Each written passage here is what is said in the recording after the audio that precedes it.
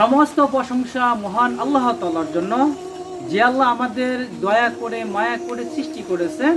আমরা ওই রবেরই প্রশংসা করি, সুবহানাল্লাহ। আমরা যদি রবের প্রশংসা করি দুনিয়াতে, রব সন্তুষ্ট হয়ে যায়।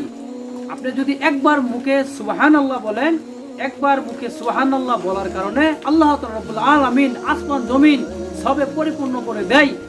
পৃথিবীর মানুষগুলো যদি জানতো, দুনিয়ার মানুষগুলো যদি বুঝতো, এই মুখ দিয়ে এই জবান দিয়ে উল্টা পাল্টা বলার কারণে মহান আল্লাহ তাআলা রব্বুল আলামিন ওই বান্দার প্রতি বেজার হয়ে যায়, ওই বান্দার প্রতি অসন্তুষ্ট হয়ে যায়।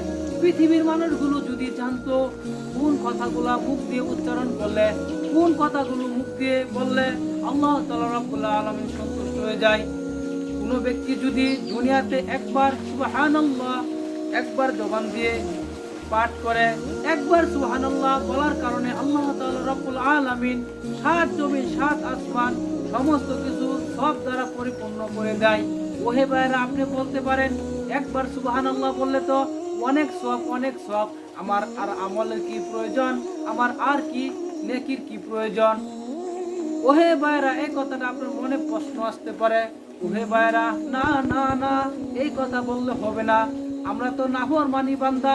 একবার সুবহানাল্লাহ বলার পর পরবর্তীতে গিয়ে আমরা অন্যের দোষের সম্পর্কে সমালোচনা করি অন্যের কাছে, এবং মুখ দিয়ে উল্টা পাল্টা বলি, মিথ্যা কথা বলি। মিথ্যা কথা বলার সাথে সাথে, উল্টা পাল্টা বলার সাথে সাথে আপনার একবার সুবহানাল্লাহ যে বলেছিলেন, আসমান জমিন যে সবে পরিপূর্ণ হয়ে গেছিল, ওই সবগুলো ধীরে ধীরে পচা গান্দা হইতে হইতে শেষ হয়ে যায়।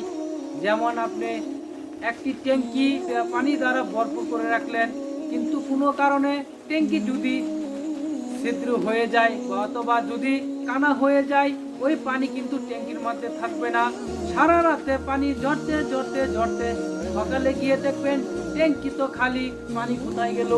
এরকমই আপনি একবার সুবহানাল্লাহ বলার পর যদি মুখ দিয়ে উল্টা পাল্টা বলেন, মিথ্যা কথা বলেন, অন্যের গীবত অন্যের দোষ আড়ালে বলেন, এই তেমনি আপনার সব কিন্তু সুবহানাল্লাহ ধীরে ধীরে ধীরে ধীরে বেনিশ হয়ে যাবে। ওহে ভাইয়েরা, আমরা এই মুখ দিয়ে আল্লাহ তাআলা রব্বুল আলামিনের প্রশংসা করব, যেমন সুবহানাল্লাহ, আলহামদুলিল্লাহ, ওয়া লা ইলাহা ইল্লাল্লাহু, আল্লাহু আকবার। এই চারটা জিকির যে ব্যক্তি করবে, সে আল্লাহ তাআলা রব্বুল আলামিনের প্রিয় পাত্র হয়ে যাবে।